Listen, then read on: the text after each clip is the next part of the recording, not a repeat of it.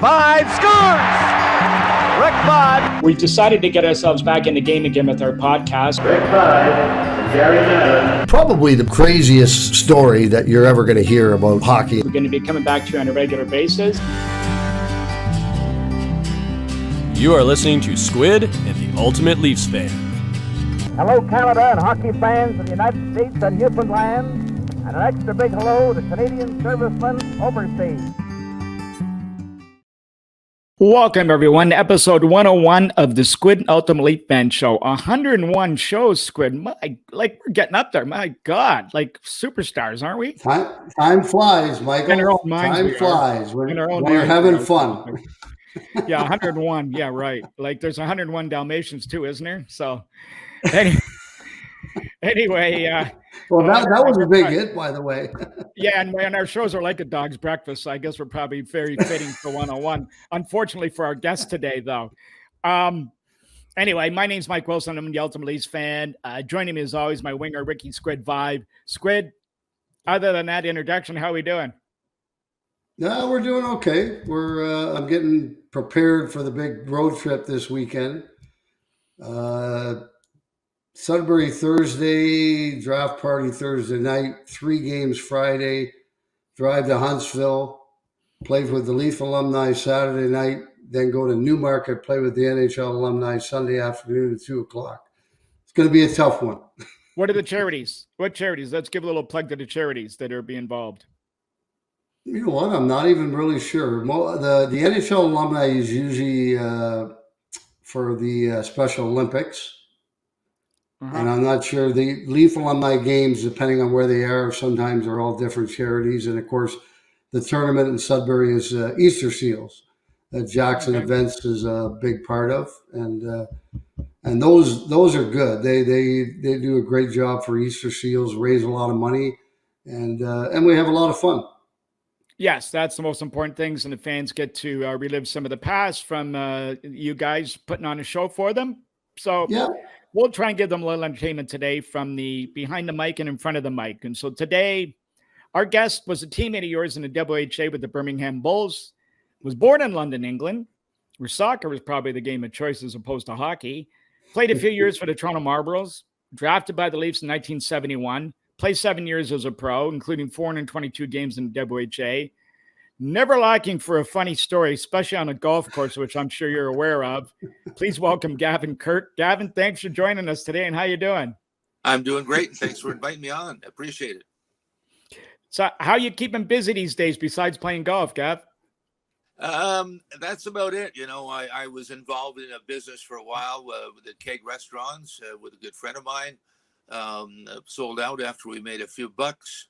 And now I play golf. We spend the winters in Florida down in Fort Myers. We're lucky enough that our home didn't get destroyed. So just some minor damage down there. And we head down there on the 15th of November and usually spend most of the winter there. So. Yeah, well, we're in Sarasota, so we avoided that also. Must be nice. Just north of you. Good stuff. Great to see you, Gavin. It's been a long time. And the funny thing I remember about that year in Birmingham, and I don't know if you were one of the guys or not, I can't remember. I remember Wayne Wood and several other guys would play backgammon for money right up till about 2 minutes before warm-up. And I thought, what is going on here? Like, we got a hockey game to play. We used to call it, before that was the Toronto Toro Golf and Country Club that moved down to Birmingham, you know. It was pretty casual in the WHA days, as you guys know, especially the year of the Baby Bulls. We had myself, Paul Henderson, Vaclav Nedomansky, and Frank Mahovlich as the older guys on the team. And then I think it was 6 or 7 of you guys that were underage. John Bassett signed, including yourself, some great hockey players. I think 3 of them became captains in the NHL, and so it was quite a year. But it was more fun and casual than the game is nowadays. We weren't in the type of shape that players are now. We kind of used training camp to get into shape and lose the extra pounds that we had put on from beer and hot dogs and burgers over the summer. And so when we got to training camp, it was, okay, Tommy Simpson, you got to lose 40 pounds. Gavin Kirk, you only have to lose 10. So that's the mood was, back then in those days. Well, I do want to get it. We're going to get into that a little deeper as we get a little further into the WHA stuff and some of the stuff that went on. But now, do you watch today's game at all? I watched a little bit of it. We do have, we walk on a TV down in the south as well. We do visit Tampa for the Leafs every year. We go up there to see a game. Ran into Jim Dory last year up there, which was fun. So we do see it live as well, and we go down to Miami as well to catch a game down there. But not a lot. So what is the most glaring or most obvious change from the game versus yours today? I mean, you just talked about the conditioning as one, but what else do you notice when you watch these guys on the ice today? Well, I would say bigger and stronger. And, in our day or my day, the real difference between pro and anything under pro was the time you had to make a pass or make a decision. And it's so much quicker nowadays, too, with the size of players, the strength, the speed. It's amazing how quickly they do things, how fast they do things. And I think it's part of why so many injuries are this year in the past few years, because the guys are so big and strong. And personally, I'd like to see a bigger rink. I'd like to see an Olympic rink out there. So give more room for the guys to move around. Yeah, I think that would be maybe even if they went to 100 by, well, that is Olympic, 100 by 200, right? So if they went to, anyway, I would like to see that because you're right. But I mean, these guys also train and practice these things all summer long. Like when they show that Michigan goal, I mean, these guys work on that, which is unbelievable. Could you imagine back in the day with Billy Smith or one of those guys in net and you tried to pull a Michigan on them? No. No. So, Gav, you're born in London, England. Let's get into you a little bit here. So, you were born in London, England, and moved to Toronto. What age? I was just 2 years old. That's where I gained this accent. So talk about how'd you get involved in playing hockey? You would think that the first, as I mentioned in the introduction, their first inclination would be to play soccer. Or did you play both? No, it was, we had a big rink in the backyard and we started skating and doing stuff. Actually, my mom taught me. She was British as well, but I just saw some things where people would hang onto a chair and skate. And then I guess I was a bit of a natural. Our neighbors came up and said, hey, why don't you try playing in an organized league, when I was 5 or 6 or 7. And said, yeah, I'd love to, and tried it out. And I think the first game I played, I scored 3 goals. And so it just went on from there. I grew up in the Don Mills area. We had a really good, well-organized minor league system. There were some years we played as many as 100 games. And so I moved up through that system, played for Junior B with Markham Sealawaxers. Yeah. I was fortunate enough to have a right winger called Steve Vickers. You may know that. I think, yeah. We heard of him. Yep. Frank Mahovlich was our coach, and I remember him saying to me, he said, I've got a winger for you. And he said, he's playing juvenile in Wexford. Come and see him play. And I saw the game, and I think Vic scored 2 goals and won a fight. So I go, yeah, I could use him. Yeah, that would be a good winger. And the other fellow was Graham White on my other side. Graham ended up coaching York University, and now I think he still coaches Ryerson.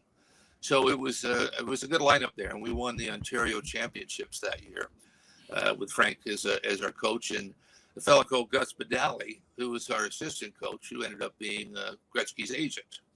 So it was they ran a great team, well done. Was that the Don Mills Flyers? Yeah, we were known as the Don Mills Civitan then. Civitans then, yeah. Oh, okay. They weren't the Flyers yet. No, because it would have been the expansion. Yeah. Wouldn't have been around then, so no Philadelphia Flyers. So, okay. So, Gav, so when did you... So you're trying to make it look like he's been around for a long time, Mike, or what? Well, hey, Squid. Back in that day, there wasn't any Philadelphia Flyers. Hey, Squid, let me tell you something. You're a couple birthdays away from being in the same club, so don't be throwing stones. Yeah. And me too, so you know what? We can't be saying anything. Yeah. What I was going to ask you, Gav, is was it about this time that you started to separate, or maybe you felt this, I'm just going to put words in your mouth here, that you started to separate yourself from the pack to realize maybe I got a shot at doing something in this game? Oh, yeah. Yeah. I think even younger because, you start thinking what you want to do in your life. And I remember practicing my autograph when I was 7 or 8 or 9 years old and seeing, geez, if I get to pro, I want to make sure people can read my autograph.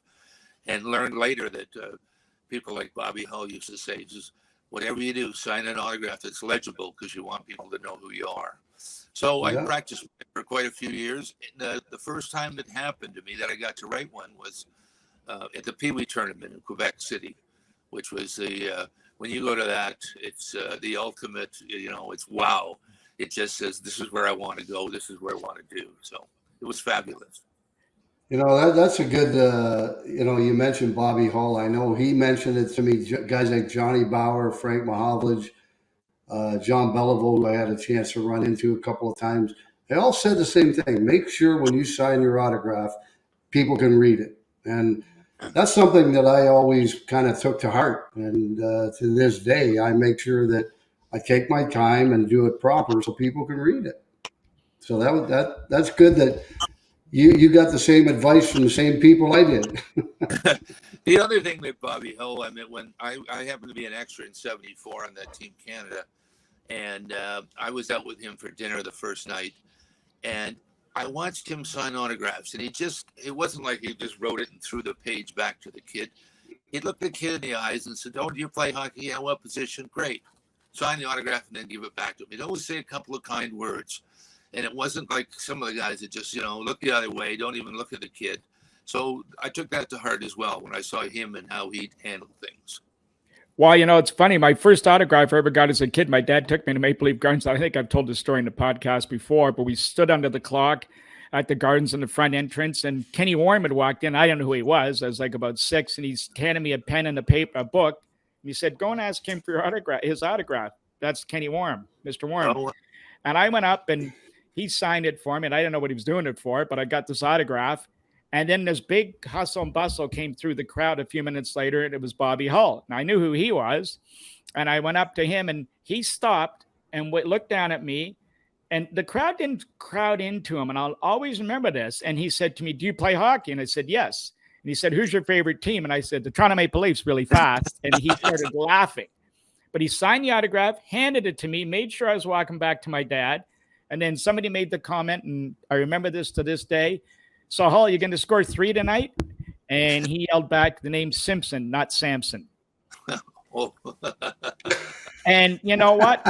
And here I am, 62 years later, and I can still remember that like it happened yesterday. Oh, yeah. And the other thing about him, he would never leave till everybody had an autograph, no matter what. And we'd wait for the bus for an hour, and Bobby would sign one after another. And,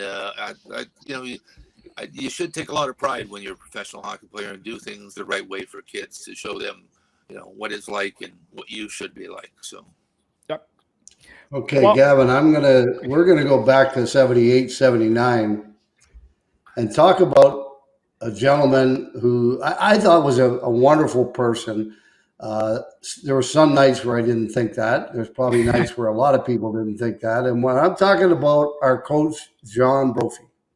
Yes. Now, give me a few thoughts on what you thought of John Brophy.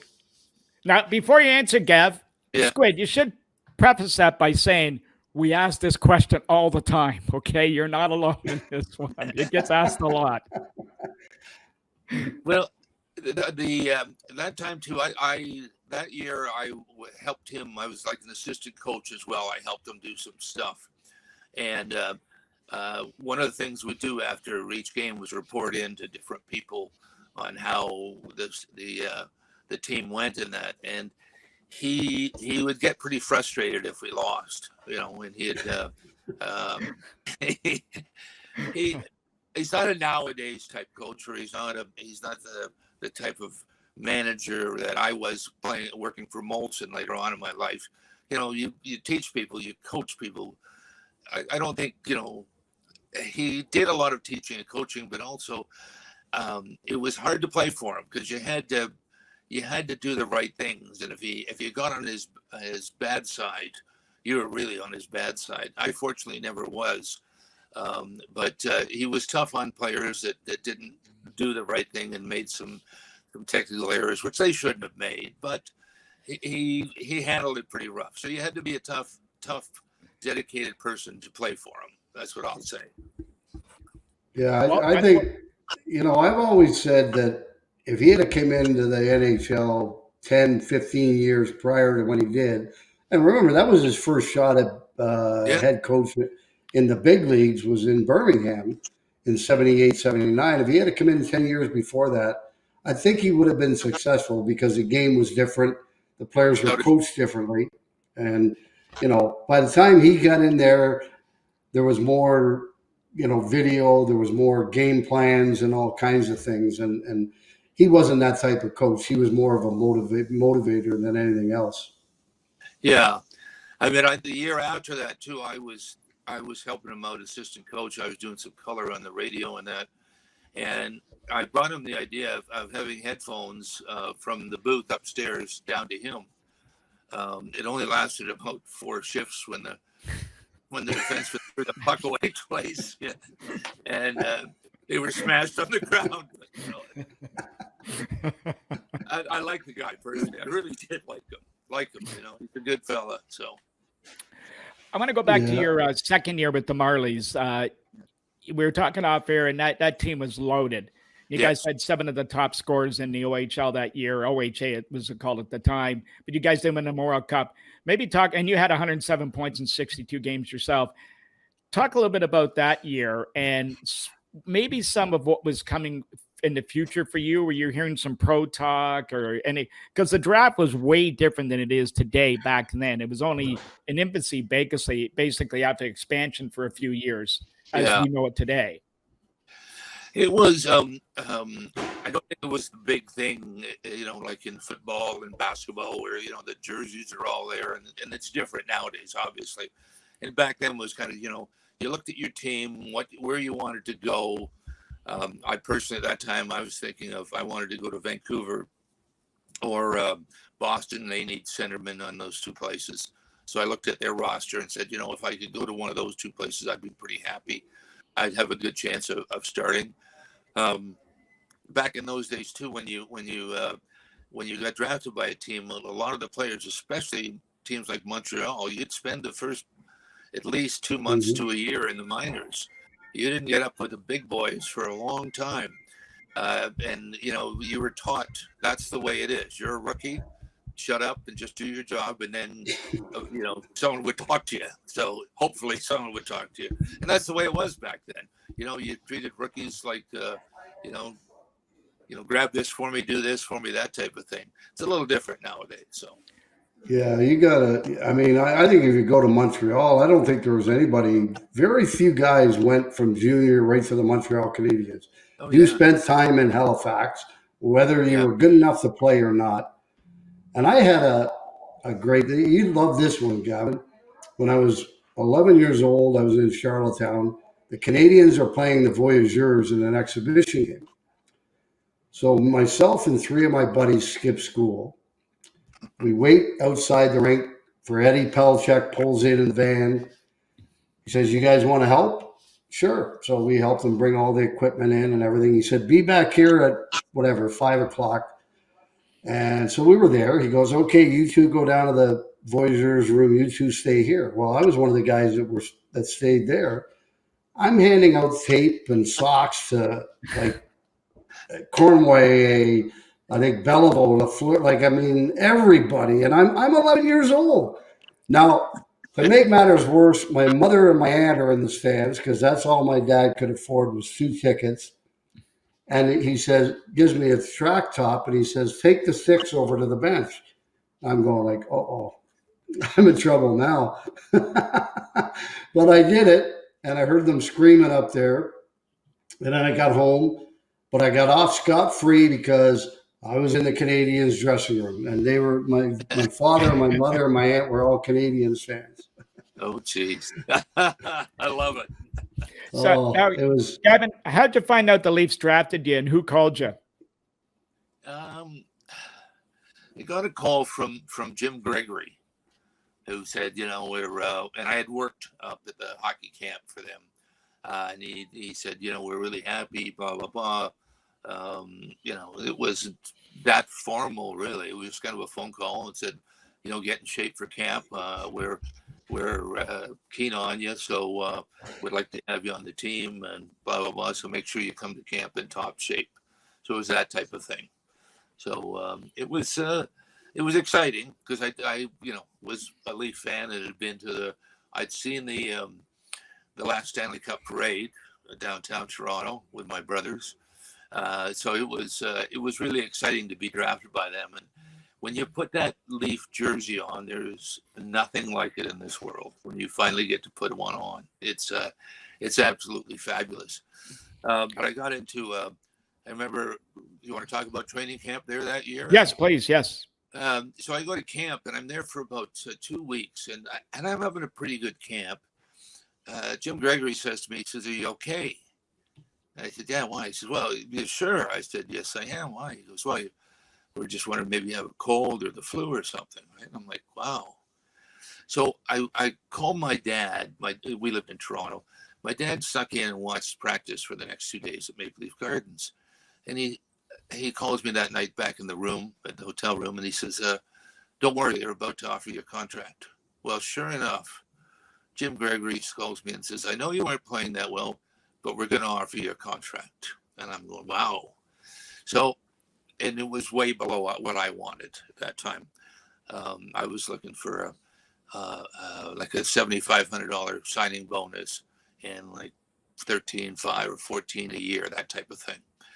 And so about 2 weeks, yeah, about 2 weeks later, King Clancy calls me and he says, yeah, we're gonna offer you a contract, and you know, even though you're not playing that well, we're gonna offer you one in here. And they've gone up about $1,000 on the signing bonus and $1,000 on the yearly contract. And I said, Mr. Clancy, I'm sorry, I can't sign that, you know.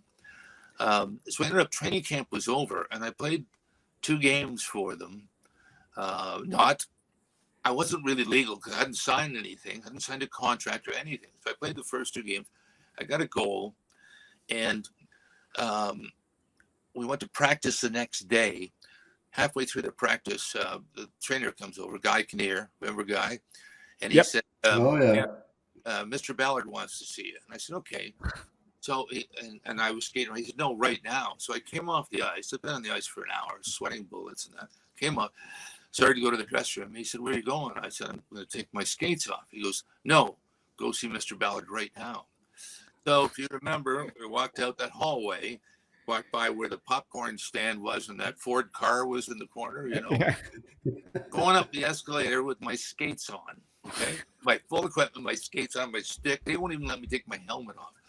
So I go in there, and the gal says, Mr. Ballard will be with you in a minute. So I stand there for 45 minutes.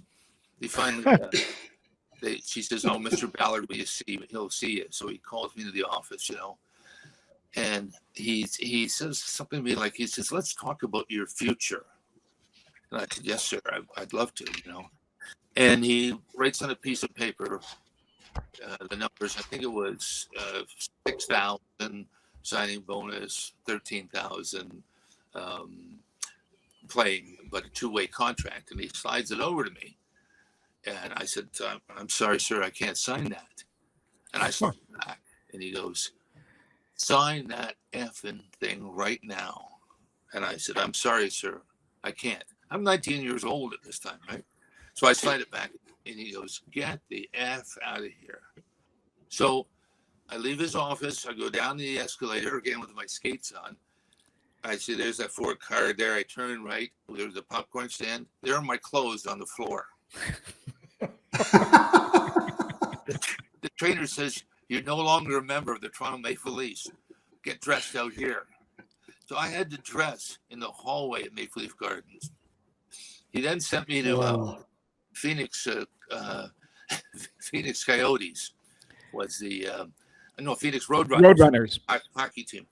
So he sent me there. Then when I got the next day in the hotel, I got an airline ticket, and it was Toronto to BC, Nelson, BC, where the Phoenix Roadrunners were training. And he put me on this milk run. I went to Menominee, Iron Mountain.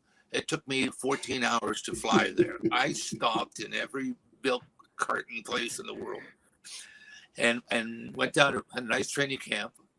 I was the youngest guy by like 7 years in that team. They called it there was a Pacific Coast team. They called it the Champagne League. And I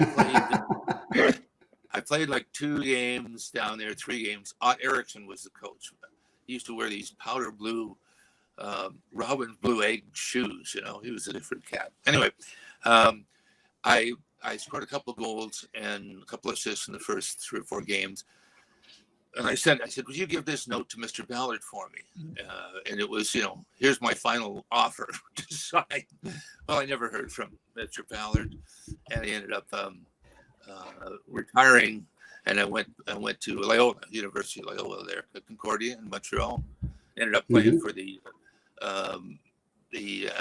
Loyola hockey team, and I played for the Canadian national team in the Olympics, the Student Olympics that year at Lake Placid. So it was quite an eye-opening experience for me. I knew I could make more money if I got to school, finished school, and worked for my dad, who was pretty successful in business. I still wanted to play hockey, but it didn't look like that that year. But World Hockey came around next year, and I got a good bonus. So life was good. That's quite a story.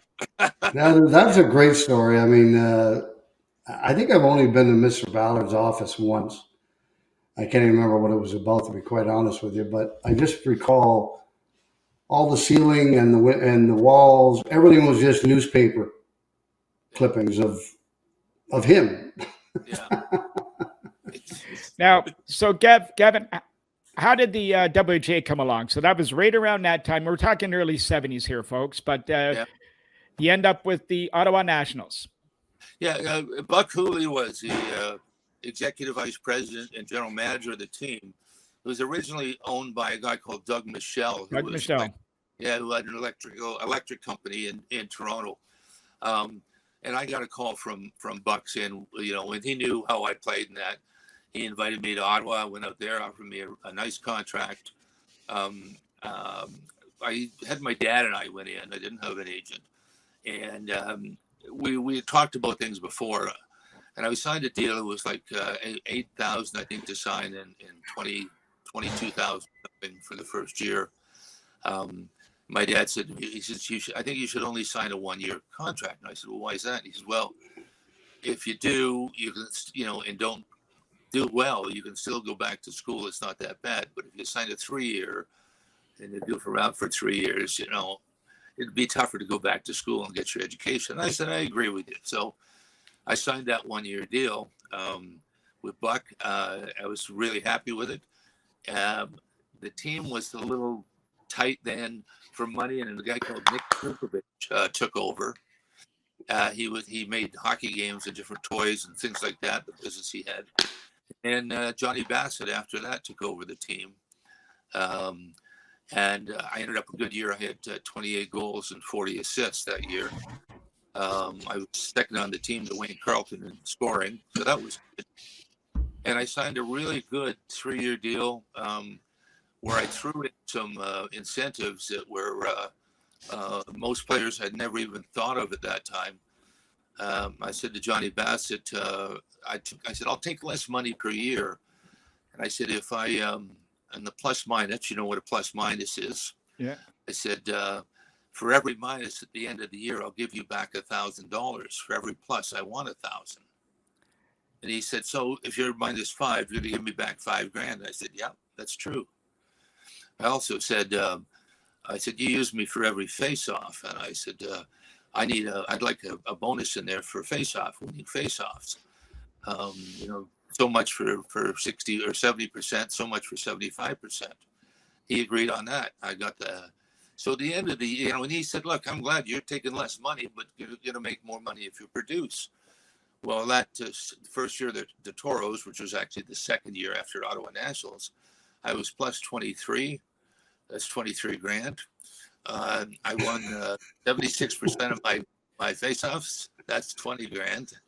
So I made more money on bonuses, and then I got to actually buy a car that I could afford to drive. So it worked out very well for me. Squid, he should have negotiated for you.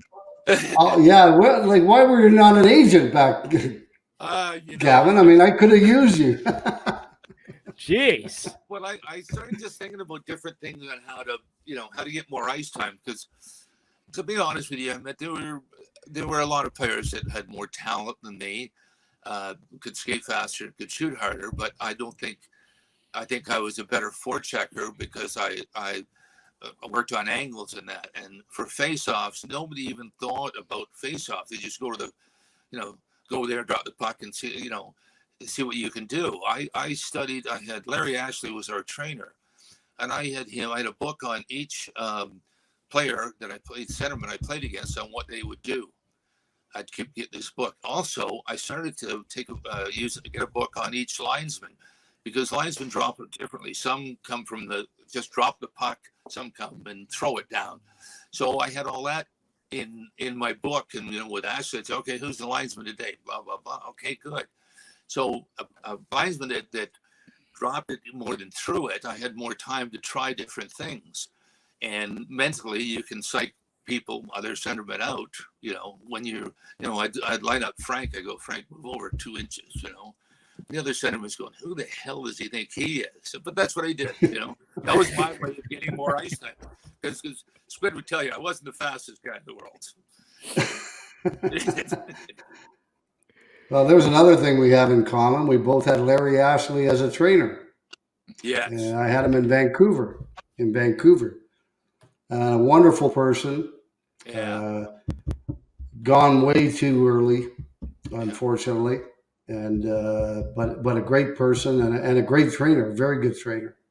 Yeah, he was. Took courses every summer on different things, and he's before, the trainers back in my day were guys that would put a towel on your face and say, okay, we'll see the doctor, that type of thing. Ashley knew a lot about it. He took courses. He worked with the doctors around us, and that team doctors, and he did a great job. So now, Gavin, talk about the first couple of years in the WHA. You were early in the league. It must have been tough to stay focused playing hockey with all the stuff going on around you away from the rink, with missed payrolls at others' teams, the attendance. It must have been hitting you. This is not the National Hockey League at some point, but yet you guys still carried on. Maybe talk about some of the funny things you saw, or some of the memorable moments throughout that first couple of years just playing in the league. Well, a couple of things, most of the guys on the first year were minor leaguers who never had a chance at the NHL or couldn't make it. So each team had like 1 or 2 stars. We had Wayne Carlton, we had Guy Trottier, and Les Binkley in goal. So the rest of us were just, I was young. I played with a lot of guys who were, later age, mid to late 20s, but they had families. So it was really important to them to make an extra dollar here and there. I wasn't that concerned. I was 19 years old. I was just having the time of my life. I couldn't believe they needed to do what I wanted to do. I was like, wow, this is amazing. Right? So I just really had a good time. And then then when Johnny Bassett came in and gave some legitimacy to the Toros and the club, and you knew, hey, when guys like that come in, you know, things are more legitimate than they ever were.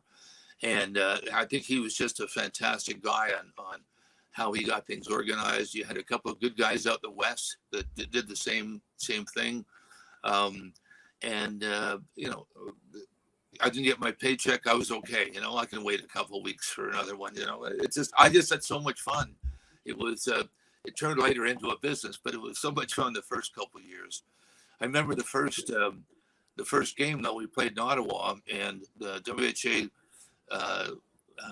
Brain Trust thought it would be better if we used a blue puck. You'd see it better on TV. Well, the first about 4 or 5 shifts, I'm on the ice. Les Binkley's our goalie. A shot comes and hits the post, and it dents the puck, and the puck won't. It stays with a dent in it, with a big. Because I guess the color changed the viscosity of the rubber, so bang. That's the way it ended up, and we're all looking at this blue puck. It was the first and last time they used the blue puck. You know, that was interesting. We had there was some days, you know, we went to New Jersey, I think, New York, and the team shut down halfway through the season, so we flew to New York to play, and then we took a bus over to New Jersey we found this rink where we could play the game in, which was, you know, we had to dress in the hotel and hop on a set like the old days, you know, and you're thinking, oh my God, you know, but hey, like I said, I was just a kid. I was just enjoying life. So, your relationship. You mentioned Mr. Bassett. Yeah, I remember when we were in Birmingham, when he would come to town, he was like Hugh Hefner. I mean, he'd walk in, he'd have the sweater around his neck, and he dressed to the nines. Yeah, and he was a great person. I remember halfway through the season, whether he knew there was going to be a merger or not, I'm not sure. He signed all us young guys to 4-year contracts. And of course, part of the merger was that the NHL had to honor existing contracts. Well, they never honored ours. We all got drafted.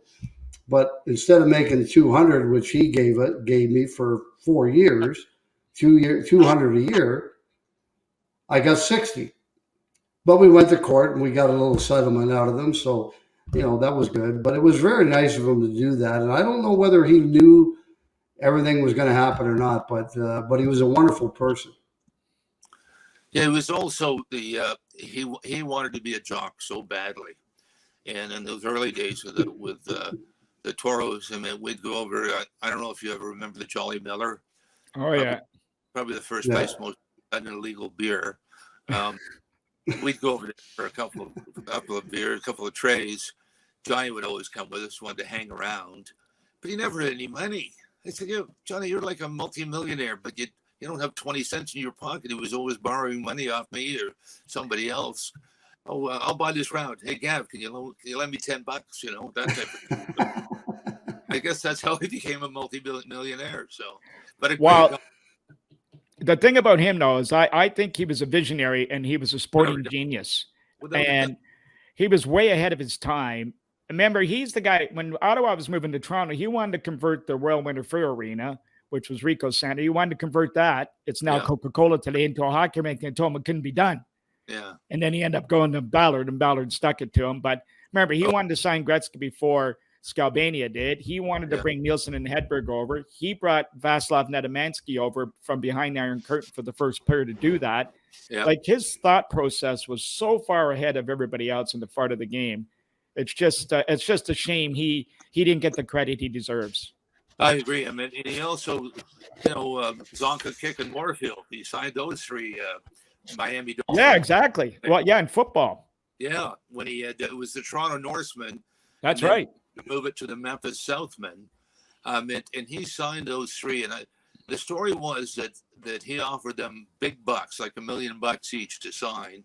And in those days, that was a ton of money. And they said, "Oh, can we have to call our lawyer." The owner was Joe Robbie or somebody like that. I'm not sure it was. Anyway, Joe Robbie. Joe Robbie. So we got to call him and see what he will do. And Bassett said, "Okay, I'll give you an hour." But they were sitting there, and Johnny went outside to the secretary. He says, "Whatever happens, don't put any phone calls through to this people." That's right. So, I mean, you got to be shrewd too, as well as being smart, you know. So then that was, signing those three. That was mind-boggling what he did, you know.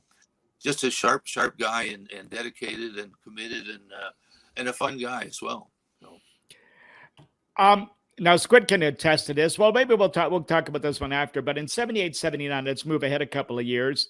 Johnny, being the visionary on that, talks about bringing in these 6 baby bull kids. Yeah. And here's another one. He tried sort of the aggressive, that's the very nice way to put the sort of goon tactics a couple years before with the teams he had put together. He's taken a reversal with the kids. The 6 turned into 7. What was you're a little older now, so you're a little more savvy to all this stuff. You're just saying, here we go. It's business as usual again. The theatrics are all starting, and just show up at camp and start playing. Well, in one sense, it was, the reason we had the kind of goon squad earlier, it was Philadelphia set that mode. And that's right. Stanley Cups with those teams, and like everybody went into Philadelphia. Oh, there was always 1 or 2 guys that had the Philly flu, just before game time. But when you get quality players like Rick and the gang that we had, it was unbelievable to see these young kids play and to see them develop, because I think, Squid, you'll agree with that. You playing juniors one thing, and pro all of a sudden it's you have to make the move quicker. If you think and then make the pass, it's too late. You got to make that pass. So to see all the guys sort of develop and do so well, it's just amazing, to play and be with a team. We were like, wow, these guys are really good. We've got a good chance to win the AFCO Cup this year. And that's what our thinking was, I think, at the start. So, Squid, your comment coming in with all these veterans. Well, it was kind of a mixed bag, I guess, for me. It was like, you were excited about the opportunity, but at the same time, you're nervous. Like, you're 19 years old. You're going in where, most of the guys are mid-20s or older. In fact, I think pretty much all of them were. And it was a little bit strange, like for us young kids. But the good part was we lived in the same apartment complex, of 7 of us. And then, of course, Keith Crowder went back to junior in November because he wasn't playing, so there was only 6. But then I had to live with Pat Riggin, and that kind of made it worse. But well, Pat was a little lazy, and he didn't clean up very well, so I had to do all the cleaning in the apartment. Well, he's a goalie. Exactly. Oh, jeez. Now, Gavin, let's talk about you. Some of the guys you play with. First off, let's talk about playing with Frank Mahovlich as one of your wingers. Okay, yeah. I played Frank and Mark Napier were my wingers for about 3.5 years. So in 74, like I said, I was an extra on that Team Canada. So we traveled across Canada, trained in Edmonton for 6 weeks.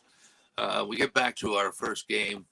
We played 3 games, and I played with Frank those 3 games. He's my winger. And Frank's, he's a different cat too. He's got a different sense of humor, Anyway, so halfway, we're in Chicago. It's the 3rd game. Halfway through the game, we're on the bench, and he turns to me, he says, "Gav."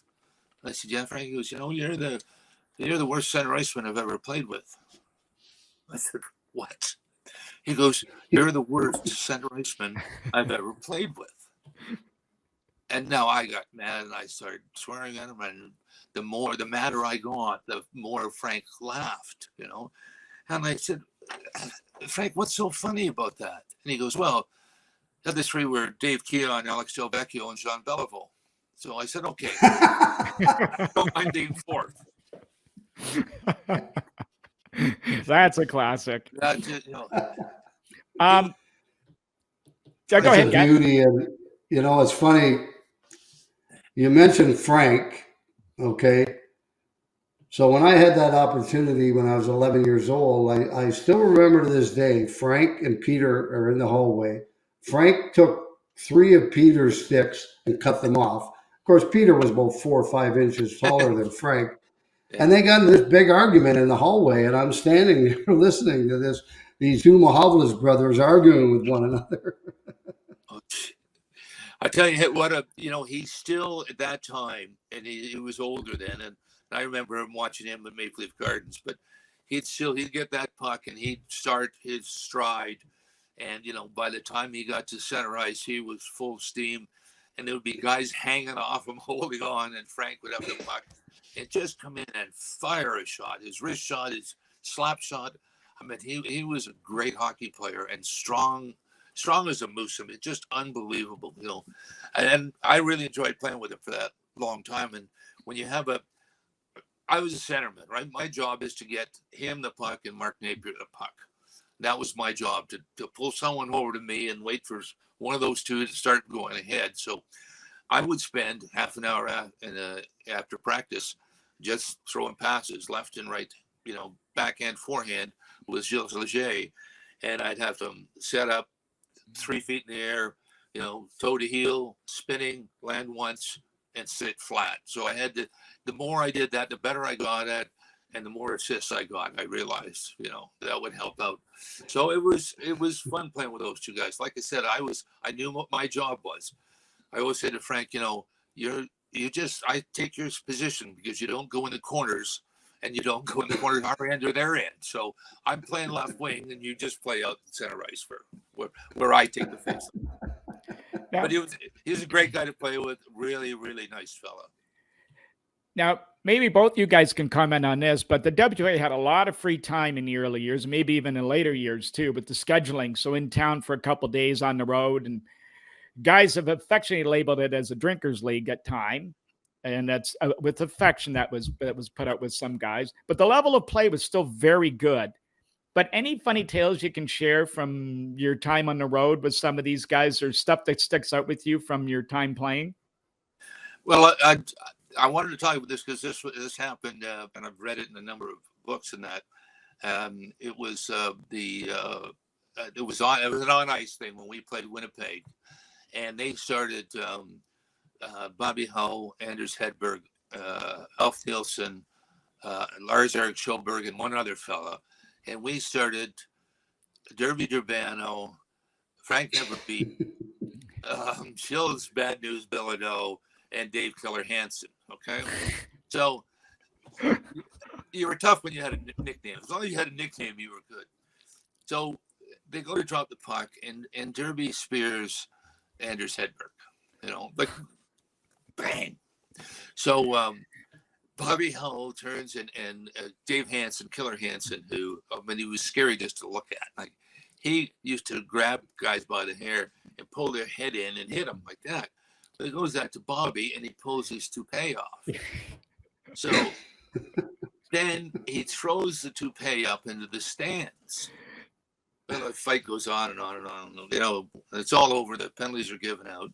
The announcer, would you please return the foreign object that was thrown into the stands? Well, nobody returned it, obviously.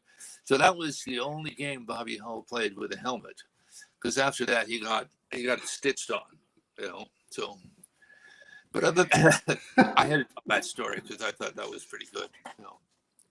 Dave Hansen told us that when we had him on the podcast. Oh, and he actually said that he lined up against Hull later in the game, and he said, Bobby, I'm really sorry about what I did.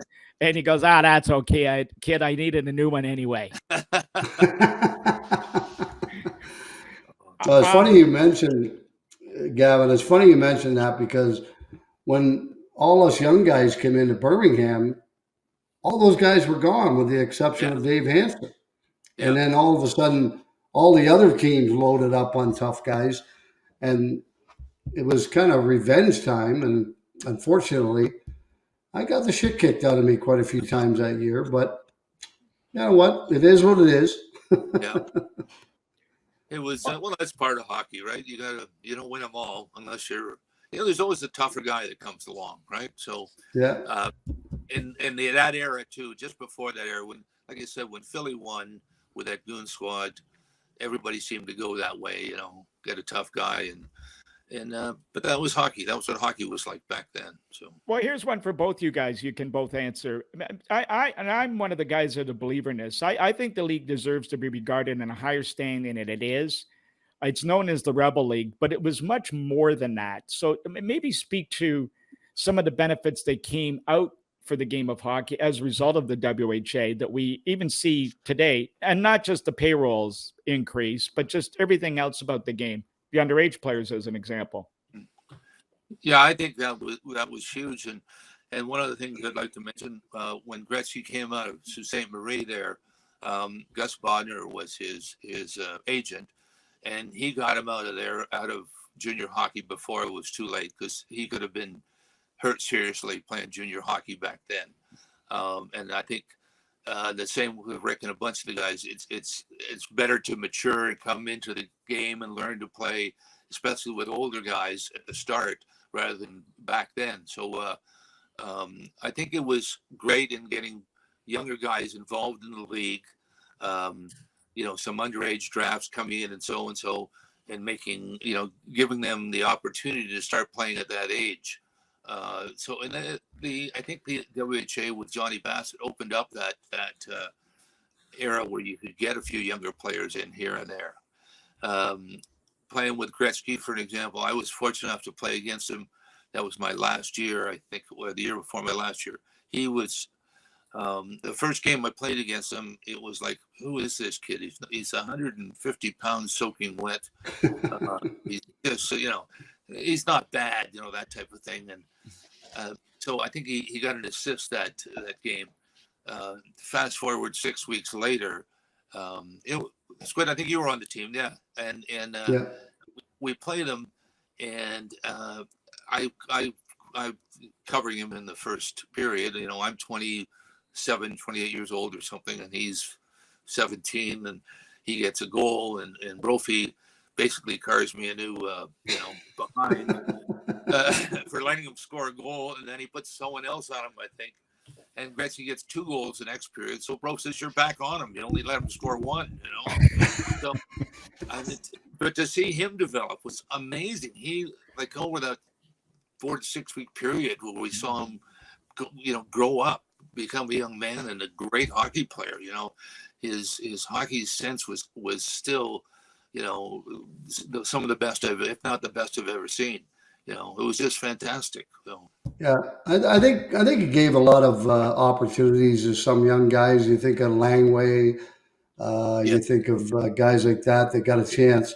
But I think more importantly, I think it helped a lot of guys in the minors that couldn't get to the NHL because there was only 12 teams, and it was difficult for them to make it. And so they got a chance to go to the WHA, play a lot more, play against good players in a pretty competitive league, and then that would catapult them to the National Hockey League. And so I think it gave hockey players in general, professional hockey players, more of an opportunity. I agree with you there. And it when there were 6 teams and 12 teams and so, there were a lot of good players. If they weren't liked, the management could send them anywhere they wanted, depending whether they were good or great or better than someone else. They didn't want someone that was that didn't speak out or do something like that. So they were really pushed into the minors, into places where their talent wasn't shown as much as it would be in the professional league. So I agree with you with there for sure. A couple of your favorite moments from the WHA, fond memories. Oh, I guess my the first year of the Toros, when I became I was given assistant captain status. I was I think the youngest in pro hockey at that time, and that was an extremely proud moment for me. And the other one in '74, being invited to train with the team on Team Canada. That was, if you recall, in '72, there were some players that didn't play and ended up going home from the Russia. So in '74, they wanted enough players there that were in shape, but like myself said, and both Howes, there was who else? A goalie. We all trained there and knew we wouldn't play unless someone got hurt, but we were told that from the start. So we were going out with the same enthusiasm everybody else was. And it was just such a great thrill to I sit in the dressing room, look across, and there's Bobby Hell, and beside me is Gordie Howe, who doesn't have a neck, is just goes straight from his ears. And and just I'm like, wow, it was a huge thrill for me. It really was. So here's a question for you both. Back in the day, I would say the lack of funds. If you had the deep pockets that you have today, the league may have survived longer, but we'll never know that. And that was probably most of the problems that, came to the downfall, which it is for most startup leagues. However, what we've seen happen with the PGA and LIV, could you ever imagine something like that happening? And not only probably wouldn't happen in the NFL because of the TV contract you have, but other sports, something like that coming along down the road and making competition for the big league? I'm not a fan of that. I see golfers, for example, that they want to play, they want to be recognized in world rankings, but they're playing in a thing where they're making money. I'm not saying that's wrong for them, for Dustin Johnson to make 20 million or 30 million in his first year. That's a hard thing to turn down, obviously, but I think there's some honesty and credibility in people should think of, and I think right now you see it with all the teams in pro football and basketball and baseball and that. I think it's competitive. It's there's good players playing. The fans get their dollars worth when they see the game. They see the skills that are there. So I like what's going on right now. I'm not a fan of what could happen. So. Yeah, I think I'd have to agree 100%. And also you got to look at the setup of the National Hockey League, the NFL, NBA. They've got all the markets cornered, and everybody wonders why they want Arizona to stay in Arizona so badly. It's because they want all the TV markets, and they have them now. So for another league to come in, it'd be very difficult because they'd have to compete against teams in their region that are playing in the National Hockey League. Mm-hmm. Yep, that's fair enough. I just spitballed that the players' associations now are a lot stronger than they were before. So I think, in football, for example, with the Miami quarterback concussion and so and things like that, they're the associations, the players' associations that take care of their people a lot better than we had it, because we couldn't do those things. We weren't allowed to, or we didn't have the power. There's a lot of strength now in the players' associations and all the leagues, and I think it's a good thing. Well, the other thing you would have to keep in mind as well is that it's not a dictatorship as far as the agency goes and the player representation from a guy by the name of Al Nicholson. Yeah. Whereas the power of today's agent is such that they basically control the leagues, but there's more than one guy. Yeah. Well, like the old days, Eddie Shore, when the backup goalie he'd have to sell popcorn in the stand. Popcorn, yeah. Like, come on. Well, I don't think they can beat the one about you getting don't think they can beat the one about you getting your clothes waiting in the hall for you to get changed in the hall. You just been cut. And Mike, just another quick one. When we went to visiting teams to play in that, we're playing in LA, and you always get a stick boy from the other team, Yeah. So we're there, and warm up goes out. We come back in. Everybody gets a little Dixie cup, and puts their teeth in the Dixie cup and water and puts it on top of the stall. So we go in, we play the game, we come back out, and everybody's, showers, come back out. Look, where's my Dixie cup with my teeth, and the stick boy said, well, I threw all of them in the garbage. So guys are going through the garbage, picking up. Oh, these are mine. Yeah. These.